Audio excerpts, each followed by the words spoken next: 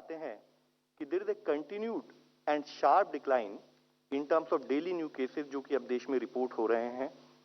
जैसे कि आप देखेंगे तो पाएंगे कि जहां 7 मई को देश में प्रतिदिन के हिसाब से 4,14,000 केसेस रिपोर्ट हुए थे, जो घटते घटते 19 मई को 2,67,000 के करीब केसेस रिपोर्ट हुए, वह 25 मई में 2 लाख से कम, 31 मई में करीब 1.5 लाख केसेस, और अब घटते घटते अब हम उन केसेस में पाते हैं कि 1 लाख से कम, यानी कि पिछले 24 घंटे में 86,498 केसेस देश में रिपोर्ट हुए हैं। हम देखें तो पाते हैं कि यह 3 अप्रैल के बाद देश में अब तक रिपोर्ट हुए डेली बेसिस पर सबसे कम केसेस हैं, और जो हाईएस्ट पीक देश में नोट की गई है उससे कंपेयर करें तो देखते हैं कि around 79% decline in cases with the highest reported peak in daily new cases. यह एक बहुत पॉजिटिव डेवलपमेंट है। हमने इस विषय में कई बार पहले भी बात की है कि ये ट्रेंड को कंटिन्यू बनाने के लिए जो कार्य हमें फील्ड पर करना है, B it in terms of Covid appropriate behaviour, containment and other infection prevention activities, वह इसी तरह से सतत प्रयास के रूप में हमें करना पड़ेगा। हम इसी को देखें तो पाते हैं कि हमारे जो एवरेज डेली न्यू केसेस जो देश में करीब 5 से 11 मई वाले हफ्ते में 3,87,000 थे, उस समय के बाद से, उस वीक के बाद से हम कंटिन्यू डिक्लाइन नोट कर रहे हैं, और अब केसेस घटते घटते एवरेज वीकली केसेस भी अगर हम देखें तो पाते हैं कि वह 1,17,000 केसेस हो चुके हैं। यानी कि जो हमने एक ओवरऑल डिक्लाइन 33% का केसेस में पिछले एक हफ्ते में नोट किया है, उससे पिछले हफ्ते में 28% था, 23% उससे पहले हफ्ते में था, और 17.5% उससे पहले हफ्ते में था। यहां मुख्य विषय हमें यह देखना है कि हम देख रहे हैं कि जो गति, जिस गति से केसेस देश में कम हो रहे हैं फील्ड में एफर्ट्स करने की वजह से, उस गति में भी हम एक इंप्रूवमेंट पा रहे हैं, जिसके तहत ही कि पिछले एक हफ्ते में करीब 33% देश में ओवरऑल रिपोर्टेड केसेस में कमी आई है। इसी के साथ ही वह जिले जो कि हाई केसेस रिपोर्ट कर रहे थे, जहां वीक एंडिंग 4 में हमारे देश में 531 ऐसे जिले थे जहां पर 100 से अधिक केसेस रिपोर्ट हो रहे थे, वह अब घटकर 209 जिले रह गए हैं। और अगर हम देखें तो पिछले एक महीने में इसमें अप्रॉक्सीमेटली 322 जिले ऐसे हैं जहां पर की केसेस रिपोर्टिंग में, केसेस की रिपोर्टिंग की गति में काफी कमी नोट की गई है। एक स्थाई पर जहां पर केसेस कम हो रहे हैं, दूसरे स्थाई पर एक्टिव केसेस, यानी कि वह केसेस जो होम आइसोलेशन या हमारे मेडिकल इंफ्रास्ट्रक्चर के द्वारा सपोर्ट पाते हैं, हम उसमें भी काफी कमी महसूस कर रहे हैं।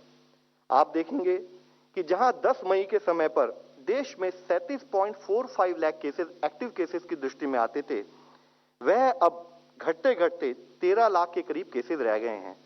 This is a great reduction in terms of around 24 lakh के करीब हमारे जो एक्टिव केसेस हैं, वह पिछले करीब एक महीने में देश में हमने उसमें कमी नोट की है, जो कि करीब 65% रिडक्शन इन एक्टिव केसेस है। इसी के कारण हम देखते हैं कि जो हमारे एक्टिव केसेस थे 7 मई के समय पर, 3 मई के समय पर जो 17.13% टोटल केसेस का अनुपात थे, वह अब घटकर 4.5% रह गए हैं। इसी के साथ ही एक स्थाई पर जहां हमारे एक्टिव केसेस में कमी आ रही है, हमारे डेली रिपोर्टेड केसेस में कमी नोट की जा रही है, उसी के साथ ही ओवरऑल रिकवरी इन पेशेंट जो होम आइसोलेशन या मेडिकल इंफ्रास्ट्रक्चर के द्वारा सपोर्ट पा रहे हैं, उसमें भी एक अच्छी ग्रोथ नोट की गई है। जहां पर 3 मई के समय देश में ओवरऑल रिकवरी रेट 81.8% था, वह बढ़ा 18 मई को 85.6% हुआ, 27 मई को उसने 90% का एक बेंचमार्क क्रॉस किया, और अब हम देश में पाते हैं कि हमारा ओवरऑल रिकवरी रेट बढ़कर 94.3% हो गया है। यह पिछले 2.5 महीने बाद हम इस लेवल ऑफ रिकवरी रेट को अपने देश में पा रहे हैं, और हम ये देख रहे हैं कि पिछले 26 दिनों से पूरे देश में overall recovered cases are more than the daily cases which are getting reported. इसी तरह से हम देखें, अगर पिछले 24 घंटे का डेटा एनालाइज करें तो हम पाते हैं कि पिछले 24 घंटे में देश में 1,82,000 के करीब रिकवरीज हुई हैं, यानी कि जो टोटल केसेस रिपोर्ट हुए हैं उससे दुगना देश में रिकवरीज काउंट की गई हैं। हमारे यहाँ देखा जाए तो पाते हैं कि हर स्टेट में अब रिकवरी रिपोर्टेड डेली केसेस से ज्यादा है और 6 स्टेट्स तो ऐसी हैं जिन्होंने 10,000 से ज्यादा recovery in last 24 hours denote की है।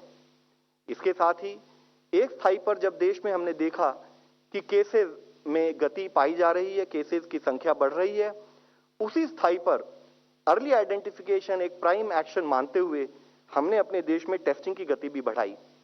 जहां 7,70,000 केसेस प्रतिरोज के अनुपात से हम कर रहे थे फरवरी में, वह बढ़ते बढ़ते अब 18 से 20 लाख के अनुपात में हम देश में करते आ रहे हैं। एक स्थाई पर जहां हमने अपनी टेस्टिंग की गति बढ़ाई है, दूसरे स्थाई पर अंडरस्टैंडिंग द रनअवे इन्फेक्शन कि इन्फेक्शन का देश में स्प्रेड कैसा है, उसके तहत भी हमने देखा है कि जहां 4 से 10 मई वाले हफ्ते में देश में ओवरऑल एवरेज पॉजिटिविटी 21.4% थी, वह पिछले 4 हफ्तों से हम उसमें भी कमी नोट कर रहे हैं और घटते घटते 1 से 7 जून वाले अगर हम सप्ताह को लें तो एवरेज पॉजिटिविटी देश में अब घटते घटते 6.3% हो गई है। हमारे देश में पिछले 15 दिनों से 10% से लेस पॉजिटिविटी नोट की जा रही है। अगर पिछले 24 घंटे की केस पॉजिटिविटी को एनालाइज करें तो it is as low as 4.62% and ये करीब 2.5 महीने बाद इस लेवल ऑफ पॉजिटिविटी हम देश में नोट कर रहे हैं। ओवरऑल पॉजिटिविटी ट्रेंड देश में हम कमी पा रहे हैं। सारी स्टेट्स में एक्सेप्ट फॉर 2 स्टेट्स में हमने देखा है कि overall decrease in positivity note की जा रही है और 15 स्टेट्स ऐसी हैं जहां पर की वीकली पॉजिटिविटी 5% से भी कम है। एक स्थाई पर जब हमारे efforts in terms of containment, in terms of hospital infrastructure management उस पर लगे हुए हैं, दूसरे स्थाई पर एक और अस्त्र के रूप में वैक्सीनेशन के ऊपर विस्तृत रूप से काम चल रहा है। हम आपको बताना चाहेंगे कि अगर आप देखें तो हेल्थ केयर वर्कर्स को total 1.69 crore doses, frontline workers को 2.5 करोड़ डोजेज और पीपल अब 45 ईयर्स को 16.37 करोड़ डोजेज अब तक देश में दी जा चुकी हैं। इसी तरह से एक नया एज ग्रुप जो कि 18 से 44 वर्ष का है, उसको भी 3.06 करोड़ डोजेज अब तक दी जा चुकी हैं। यानी कि देश में अब तक 23.62 करोड़ डोजेज दी जा चुकी हैं। आप सबकी नॉलेज में होगा कि कुछ नए निर्णय वैक्सीनेशन कवरेज के विषय में लिए गए हैं, जो कि मेरे सीनियर कुलीग आपको बताएंगे और डिटेल में बताएंगे। इसके साथ ही एक विषय मैं आप लोगों की दृष्टि में रखना चाहूंगा। जब हम अपने देश में कोविड मैनेजमेंट की बात करते हैं तो हमें यह भी समझना होगा कि किन परिस्थितियों में हम कोविड मैनेजमेंट के ऊपर कार्य कर रहे हैं। इस विषय में जैसे मैं आप लोगों के सामने बताना चाहूंगा कि हमारे देश की हर स्टेट, हमारे देश का एवं जिला eight times are bigger than the countries in the world. तो जो पूरा ओवरऑल मैनेजमेंट है, कैसे हम इसमें सबको साथ लेके चल के हमें ओवरऑल मैनेज करना है और क्या हमारा पब्लिक हेल्थ चैलेंज है, इस पब्लिक हेल्थ चैलेंज को समझने के लिए जैसे एक उदाहरण के रूप में हम आप लोगों के सामने लाना चाहेंगे कि अगर हम उत्तर प्रदेश की जनसंख्या देखें करीब 22.46 करोड़, यह जनसंख्या अगर देखें तो ब्राजील जैसे एक देश की जनसंख्या इसके समान है। और साथ में अगर हम एरिया देखें या पॉपुलेशन डेंसिटी देखें कि उस देश की डेंसिटी कितनी है। पॉपुलेशन डेंसिटी के बारे में समझना इसलिए जरूरी है क्योंकि हमें मालूम है इन्फेक्शियस डिजीज, जैसे हम हमेशा फिजिकल डिस्टेंसिंग की बात करते हैं कि इन्फेक्शियस डिजीज अगर हम आसपास रहेंगे तो ज्यादा फैलेगी। तो एक स्थाई पर उत्तर प्रदेश की पॉपुलेशन डेंसिटी अगर 360 पर्सन पर स्क्वायर किलोमीटर है तो ब्राजील में ये एज लो एज 25 पर्सन पर स्क्वायर किलोमीटर है। यानी कि इस पर्टिकुलर स्टेट को ही एक उदाहरण के रूप में ले तो हम पाते हैं कि यहां पॉपुलेशन डेंसिटी 14 गुना ब्राजील से ज्यादा है। यानी कि इंफेक्शन का स्प्रेड होने का चांसेस जो है उतने ही उसी अनुपात में बढ़ जाते हैं। इसी को अगर हम देखें उस सिचुएशन से कंपेयर करें तो आप देखेंगे कि जहां ब्राजील में अब तक रिपोर्टेड केसेस 1.69 करोड़ हैं, उत्तर प्रदेश में 16.9 करोड़, यानी कि 1/10, यानी कि 1/10 of the total cases reported in equivalently placed, equivalently population country is what UP has reported. अगर केसेस पर मिलियन हम यानी कि इसको अनुपात को लेना चाहें कि पॉपुलेशन नॉर्मलाइज वे में समझना चाहें तो जहां ब्राजील में 79,000 केसेस पर मिलियन रिपोर्ट हुए, उत्तर प्रदेश जैसी एक स्टेट के अंदर ही 7,000 के करीब केसेस पर मिलियन पॉपुलेशन रिपोर्ट हुए हैं। इसी तरीके से हम पीक को एनालाइज करें कि कितने केसेस एक प्रतिदिन में हमारे देश में या हमारे एक पर्टिकुलर स्टेट में रिपोर्ट हुए, तो हम देखेंगे कि जहां पर ब्राजील में हाईएस्ट पीक was 759 केसेस पर डे पर मिलियन एज ए पीक, इसी तरह यूपी में it is as low as 169, यानी कि 4.4 टाइम्स कम इस अनुपात में यहां केसेस रिपोर्ट हुए हैं। इसी तरीके से एक और स्टेट को अगर हम एनालाइज करें तो मैं आप लोगों की दृष्टि में लाना चाहूंगा, जैसे गुजरात, एक स्टेट जिसकी पॉपुलेशन 7.34 करोड़, यूनाइटेड किंगडम एक डेवलप्ड देश, उसकी पॉपुलेशन 6.82 करोड़। वहां पर हम area available for the population, Gujarat का एरिया यूनाइटेड किंगडम के एरिया से जो है 1.5 टाइम्स का वेरिएशन, पॉपुलेशन डेंसिटी में 1.3 टाइम्स का वेरिएशन। बट अगर केसेस देखें, कितने केसेस एक डेवलप्ड देश में वर्सेस एक स्टेट में हमने रिपोर्ट किए पाए, तो उस विषय में हम देखेंगे कि 5.5 times lesser cases, cumulative cases have been reported vis-a-vis UK. Similarly अगर हम केसेस पर मिलियन एनालाइज करें तो 5.1 टाइम्स ऑफ केसेस पर million lesser have been reported in Gujarat vis-a-vis even a comparable state with that equivalent population. Similarly cases daily peak को अगर analyse करें तो यू विल फाइंड इट कि 4.2 टाइम्स लेस पीक आई है। हम आप लोगों की दृष्टि में ये सारे विषय क्यों लाना चाह रहे हैं, इसके विषय में मैं आपसे एक संबंधित विषय हाईलाइट करना चाहूंगा कि जहां हम फिजिकल डिस्टेंसिंग की बात करते हैं और जहां हम किसी भी एक traditional understanding of management of public health issues की बात करते हैं, तो हमेशा एक ट्रेडिशनल डिस्कशन आता है कि कितना डॉक्टर्स अवेलेबल हैं, कितना पैरामेडिकल स्टाफ अवेलेबल हैं, कितने हॉस्पिटल्स अवेलेबल हैं, और क्या उस देश की डेंसिटी ऑफ पॉपुलेशन क्या है, किस अनुपात में वहां पर लोग रह रहे हैं। इन सब को हम दूसरे देशों से अगर कंपेयर भी करें, just for our understanding, I would like to submit, I would like to highlight and bring it to your kind notice the very fact कि इन ट्रेडिशनल अप्रोचेस को अगर हम एनालाइज करें तो इंडिया जब इन केसेस को मैनेज कर रहा है तो it is at a relative disadvantage. But what has been our advantage, what has been our strength?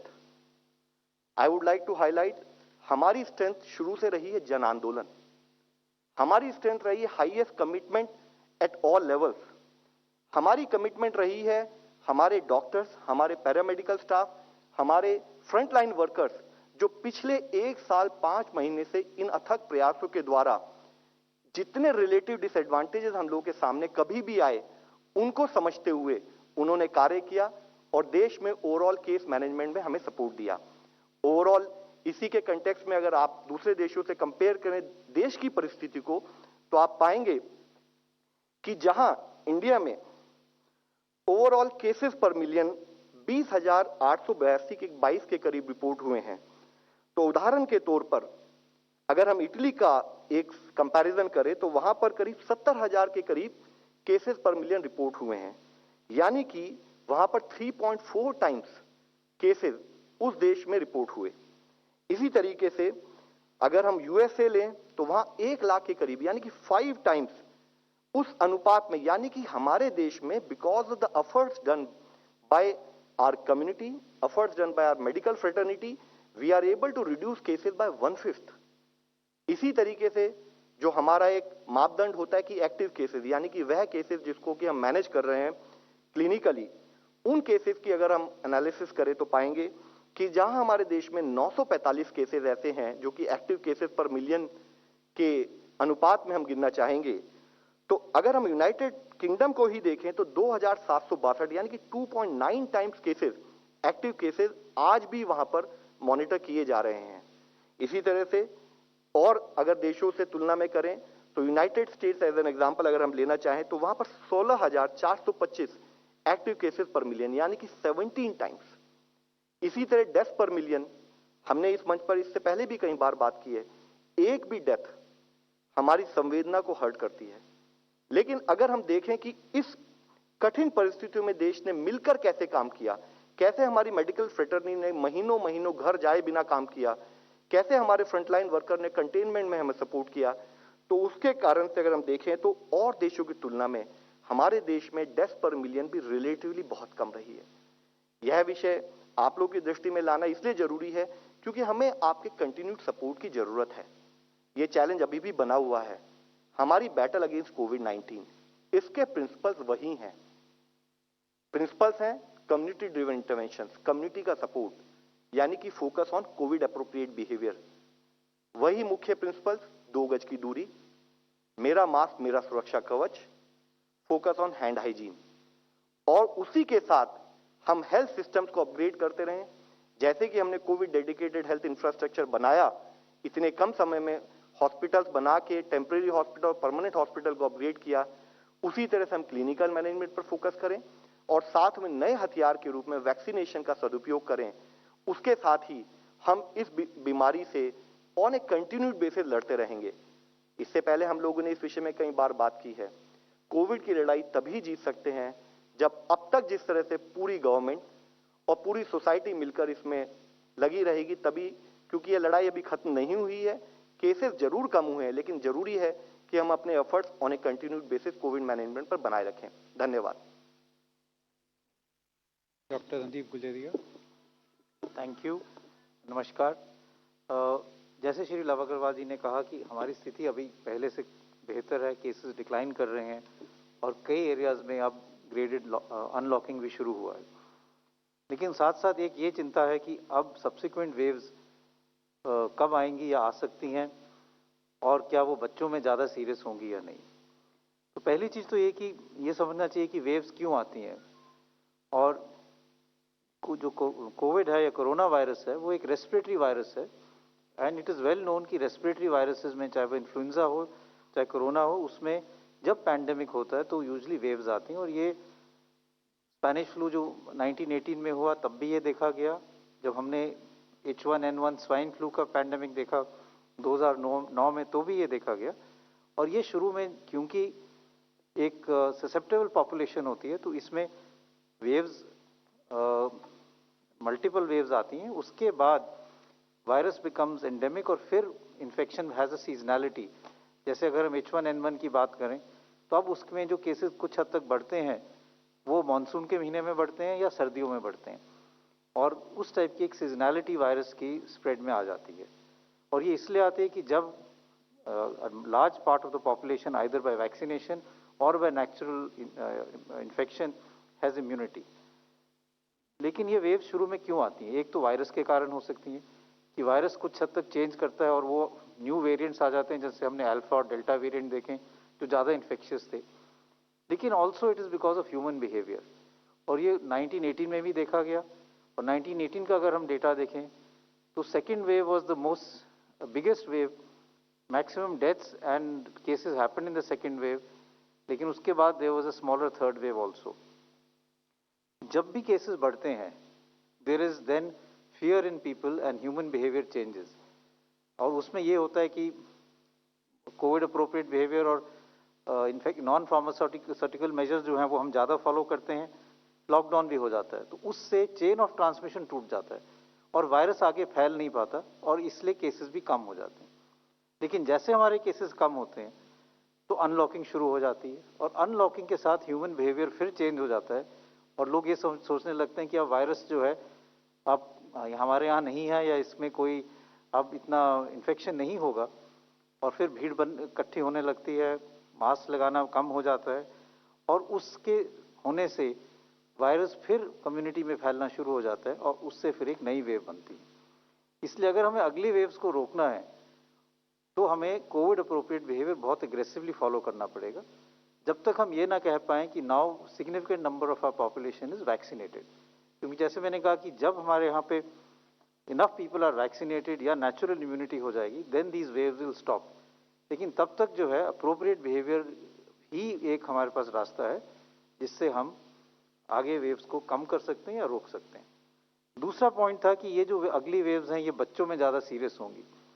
अगर हम पूरा डेटा देखें, इंडियन डेटा देखें फर्स्ट वेव का, सेकेंड वेव का, या ग्लोबल डेटा देखें, तो अभी तक ऐसा कोई डेटा नहीं आया विद ओल्ड द वायरस और द न्यू वेरिएंट्स जहाँ पे ये दिखाया गया है कि बच्चों में अब ज़्यादा सीरियस इन्फेक्शन हो। अगर हम सेकेंड वेव का डेटा भी देखें तो जो भी बच्चे एडमिट हुए थे हॉस्पिटल में, 60 to 70% जो बच्चे एडमिट हुए थे, दे वर दोज विद कोमॉर्बिडिटीज। या तो उनकी इम्यूनिटी कम थी, या कुछ ऐसे बच्चे थे जो कीमोथेरेपी पे थे। जो हेल्दी बच्चे थे उनको माइल्ड इलनेस हुआ and they recovered without hospitalisation. इसलिए अभी कोई एविडेंस ऐसा नहीं है कि अगर वेव आएगी तो सीवियर इलनेस बच्चों में करेंगी। और चाहे हम इंडियन डेटा देखें, चाहे ग्लोबल डेटा देखें, और कई पार्ट्स ऑफ द वर्ल्ड में अभी भी कई केसेस आ रहे हैं, नए वेव चल रहे हैं, लेकिन उसमें कभी अभी तक भी ऐसा कोई डेटा नहीं आया कि बच्चों में ज़्यादा सीरियस इन्फेक्शन होती है। तो I don't think that we will have any serious infection in the future in children. और अगर हमें अगले वेव्स को रोकना है तो ये हम सबके हाथ में है। अगर हम कोविड अप्रोप्रिएट बिहेवियर बना के रखेंगे, भीड़ नहीं इकट्ठे होने देंगे, चेन ऑफ ट्रांसमिशन को तोड़ेंगे, तो हमारे लिए आगे के लिए वेव्स नहीं बनेंगे। और ये आई थिंक बहुत ज़रूरी है, both from point of view of subsequent waves and miss information की the subsequent waves are going to cause more severe disease in children. Thank you.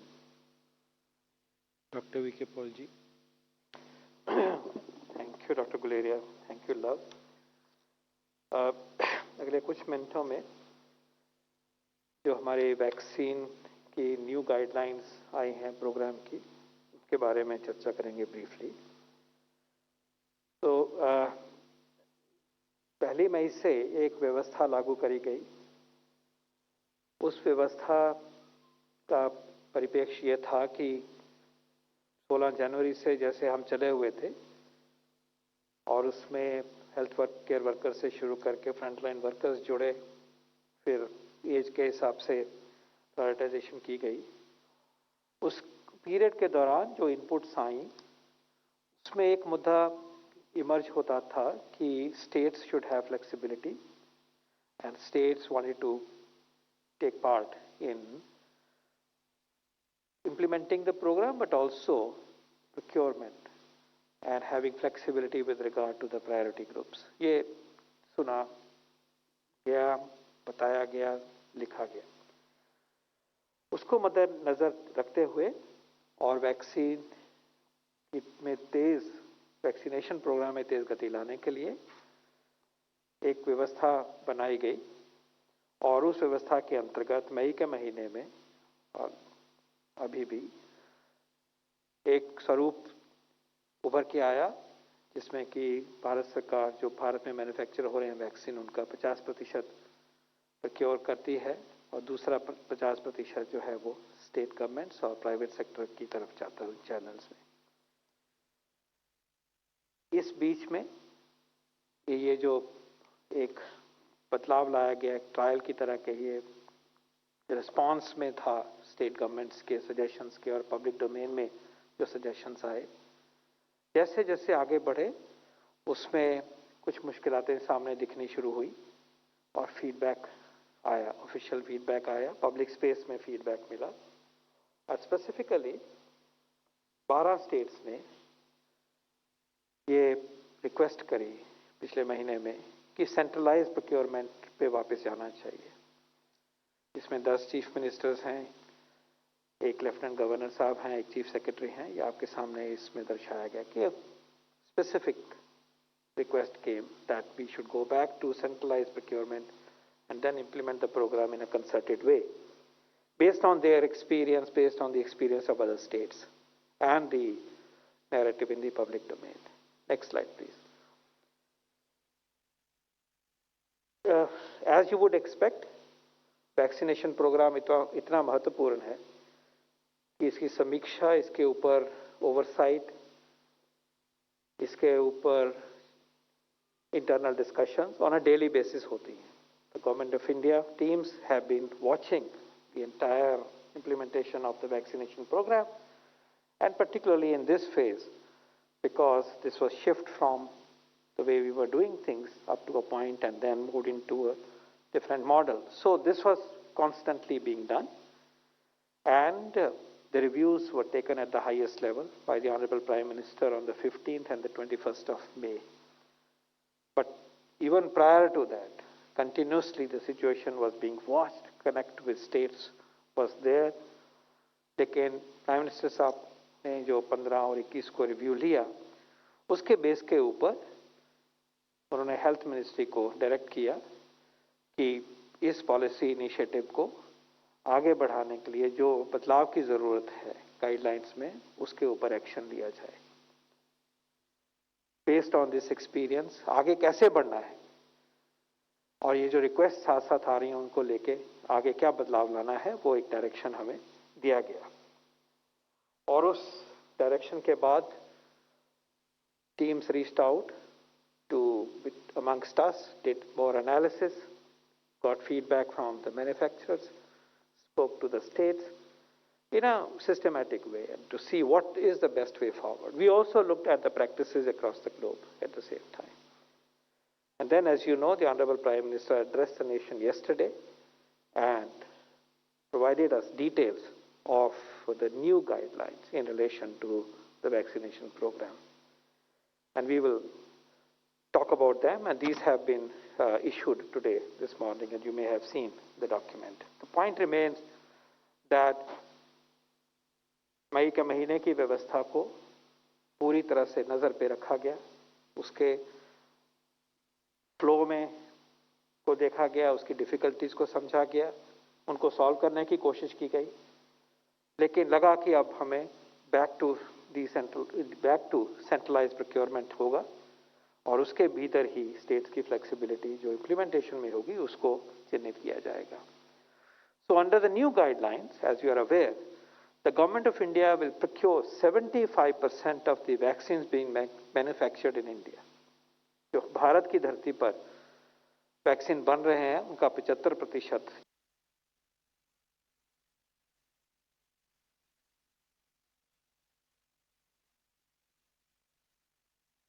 सारा फ्री दिया जाएगा। इसकी जो कॉस्ट है वो गवर्नमेंट ऑफ इंडिया बेयर करेगी और इनको आगे एलिजिबल पॉपुलेशन तक मिलेगा through the government vaccination centres in various states, district, town and villages. State government procured nationally by the union government to the production. States को कैसे एलोकेशन होगी? Naturally on the basis of population, also on the basis of the pandemic situation in that population, उसको भी नजर में रखा जाएगा जरूरत को, और साथ साथ कितनी तेज गति से, कितने सुचारू रूप से वैक्सीनेशन प्रोग्राम करा जा रहा है उसको भी नजर में रखा जाएगा, इस्तेमाल भी हो सके जो वैक्सीन अलॉट हो रहे हैं, और जिस तरह से वैक्सीन आगे तक जाना चाहिए वो ठीक तरह से पहुंचे, और ये भी देखा जाए कि वैक्सीन की वेस्टेज जो है वो कम हो और कम वैक्सीन की वेस्टेज को इंसेंटिवाइज किया जाएगा in a small way. What is the prioritisation in terms of groups? First and foremost, we remain committed to the uptake of the vaccine by healthcare workers. There is still unfinished agenda and we believe it is of highest priority. As the Honorable Prime Minister yesterday reminded us, imagine if an overwhelming proportion of healthcare workers, doctors, nurses, paramedics, ambulance drivers, other team members of the healthcare teams and also frontline workers had not received the vaccine, the consequences would have been disastrous. Confidence कितना होता उस दशा में? Vaccine मिलने के बाद confidence आता है कि आप एक कोरोना के वार्ड में जा सकते हो जहां पे 25 मरीज छोटे से स्पेस में लुक आफ्टर किए जा रहे हैं।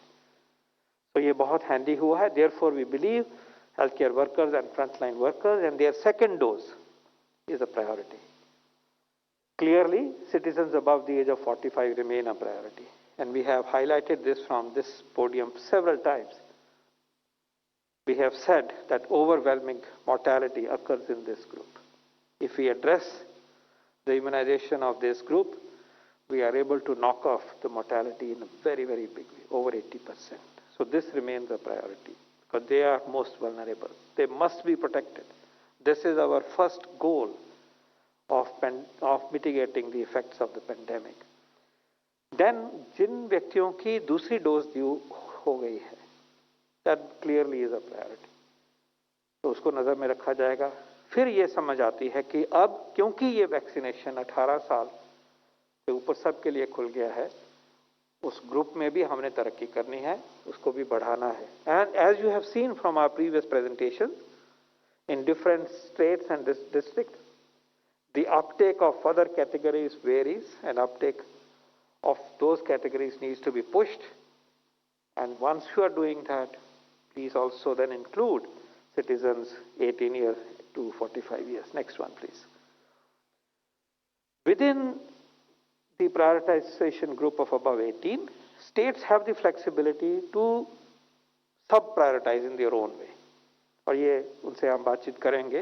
स्टेट की अपनी प्रायोरिटी हो सकती है कि इस ग्रुप में वो किसी पर्टिकुलर समूह को इंक्लूड करना चाहें, ये उनके ऊपर, ये फ्लेक्सिबिलिटी उनके पास रहेगी, एंड वी वैल्यू दैट. इसके अलावा हम एडवांस इंफॉर्मेशन देंगे स्टेट्स को वैक्सीन की सप्लाईज का. कोशिश करेंगे जल्दी से जल्दी, कम से कम 1 महीने की सप्लाईज उनके सामने विजिबल हों, ताकि वो अच्छी प्लानिंग कर सके. And with time even longer visibility आगे प्रस्तुत की जाएगी as the vaccine supplies improve. इसी प्रकार जो इंफॉर्मेशन है वो स्टेट्स की तरफ से डाउनस्ट्रीम डिस्ट्रिक्ट्स में और वैक्सीनेशन सेंटर्स तक स्पेसिफिकली कितना कितना पहुंच जाएगा अगले कुछ दिनों में, ये भी दर्शाया जाएगा, बताया जाएगा, और इसमें हम स्टेट्स की मदद मांगेंगे. इसके अलावा एन इम्पॉर्टेंट डिसीजन इज कि जो वैक्सीन मैन्युफैक्चरर्स है हमारे देश के 25% जो बच गया है उनका मैन्युफैक्चरिंग का अप टू 25% वो प्राइवेट मार्केट में उसको बेचेंगे. और this will be the total production का 25%. 75 जो है वो सेंट्रल गवर्नमेंट प्रोक्योर कर रही है, स्टेट्स को कुछ प्रोक्योर नहीं करना है.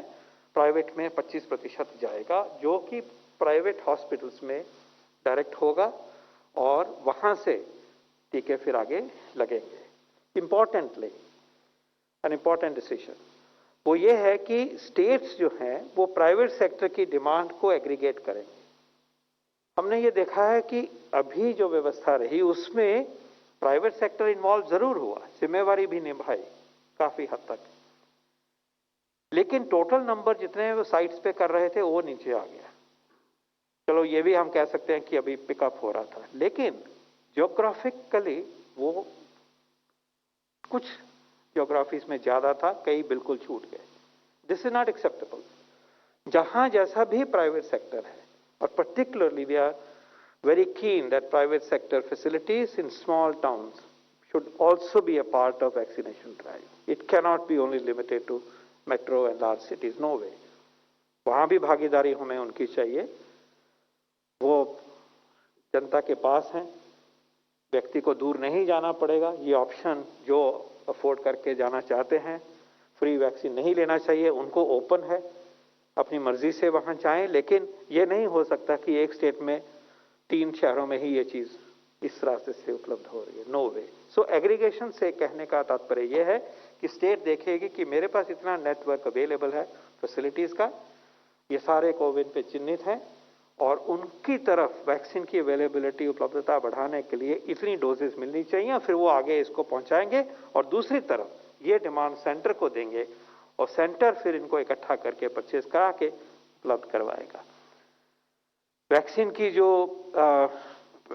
जो है प्राइस, वो प्राइवेट में जो जाएगा वो पहले से ही वैक्सीन मैन्युफैक्चरर्स को डिक्लेयर करेंगे, जैसा अभी भी हो रहा है. और ये भी एक साफ कर दिया गया है कि प्राइवेट हॉस्पिटल अपना सर्विस चार्ज लिमिट करेंगे. ये नहीं हो सकता कि 600 रुपए का वैक्सीन है उसके ऊपर 1600 रुपए और लगाएं या 4000 रुपए और लगाएं. Service charges are now fixed at ₹150. इससे पहले ये 100 था, आपको मालूम है, एक फेज में. और हमें लगा कि ये इसको बढ़ाने की जरूरत है, और हमें लगा कि ये सर्विस चार्ज का इंसेंटिव मिलते ही हमारे साथ बहुत सारे हॉस्पिटल्स जुड़ेंगे, हजारों में जुड़ेंगे. पहले भी हमने देखा 7, 8, 9 हजार हॉस्पिटल जुड़े थे, और अभी 2000 के करीब ही रह गए हैं.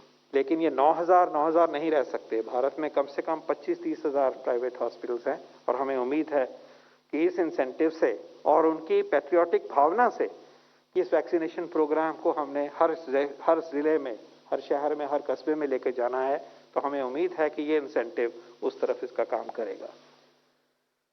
कोई भी सिटीजन, कोई भी नागरिक फ्री वैक्सीन का अधिकारी है, गवर्नमेंट फैसिलिटी से फ्री वैक्सीन का अधिकारी है, कोई क्राइटेरिया और नहीं है। और जिनको पे करने की एबिलिटी है, अपनी चॉइस से वो प्राइवेट हॉस्पिटल के आउटलेट से ये वैक्सीन ले सकते हैं।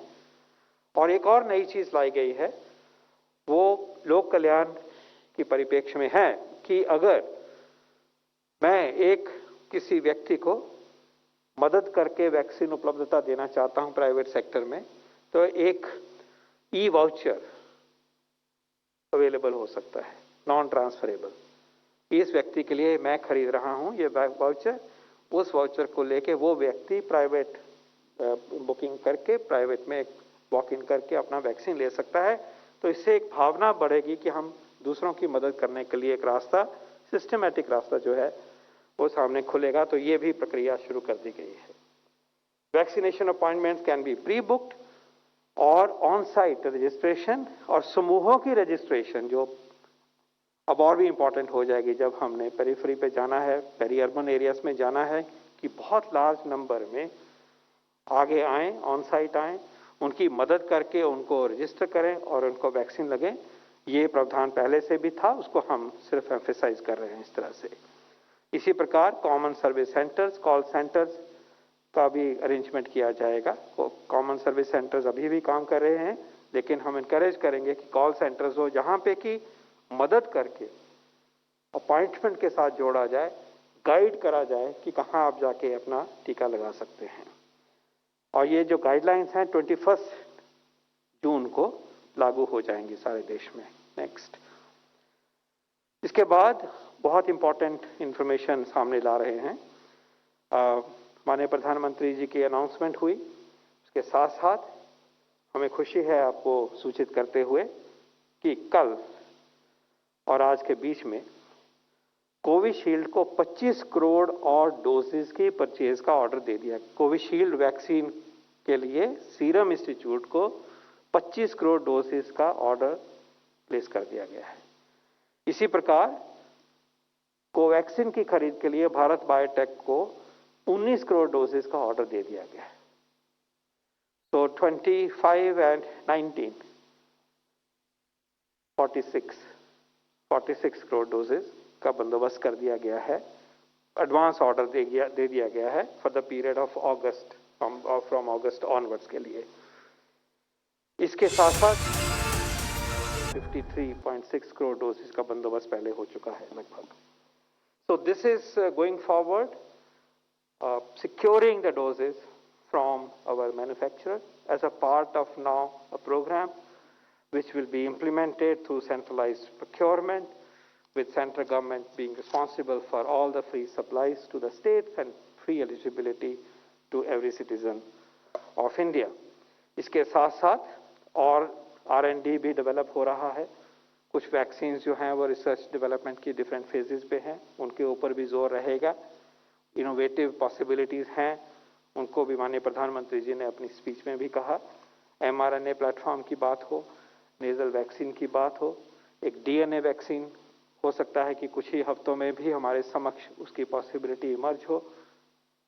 So we wish to assure you that Government of India has been working hard on multiple fronts to secure vaccines for the people of India, and we believe that based on the feedback, based on the request of the state, based on the specific request of the Chief Minister, the new guidelines will go a very long way in galvanizing the vaccination program, energizing all of us to embrace vaccination and to save our nation from any new onslaught of the virus in time for in pursuit of universal immunization in this regard. धन्यवाद। ये तो इसके vaccine के बारे में clarity है। Will be happy to take questions. On the pandemic सिर्फ एक चीज कहना चाहूंगा जो डॉक्टर गुलेरिया ने भी हाईलाइट करी, कि हमें याद रखना चाहिए, हर बार याद दिलाने की जरूरत रहती है कि जो अगर आज हम ये डिक्लाइन ऑफ केसेस देख रहे हैं, क्योंकि हम सब ने एक सोसाइटल बिहेवियर को एग्जिबिट किया, डिसिप्लिन में है और डिसिप्लिन सिस्टम लेवल पे भी है, गवर्नमेंट लेवल पे भी है, state government, local government level पे भी स्टेप्स हैं। और इसको हमें अब जब कुछ रिस्ट्रिक्शंस कम हो रही हैं स्टेट्स में, कुछ स्टेट्स में धीरे धीरे, बहुत नाजुक स्थिति से हम गुजरेंगे कि फिर कहीं वायरस अपना प्रकोप ना बढ़ाए। इसलिए जिम्मेवारी से कोविड अप्रोप्रिएट बिहेवियर को अपनाना है, भीड़ नहीं करनी है, लार्ज गैदरिंग्स पार्टीज का कोई वक्त नहीं है अभी, बिल्कुल वो टाइम नहीं आया है।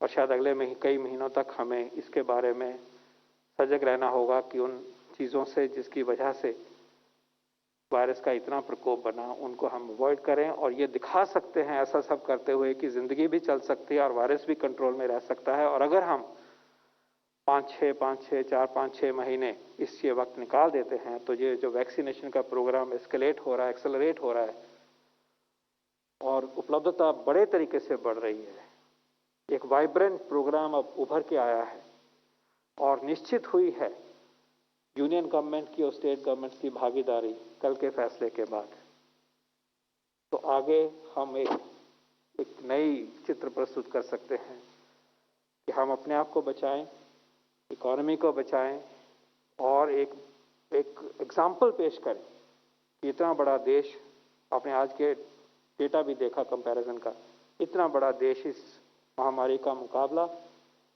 ठीक तरीके से कर रहा है, करेगा, जाने बचाएगा और आगे एग्जाम्पल पैदा करेगा। और हमें गर्व होना चाहिए कि हमारे में इतनी ताकत है, इतनी बड़ी संख्या में वैक्सीन अपनी धरती पे पैदा कर रहे हैं, अपने आप बना रहे हैं, ये बहुत बड़ी अचीवमेंट है। बहुत बहुत धन्यवाद। Thank you, sir. We'll now take some questions. Number 18.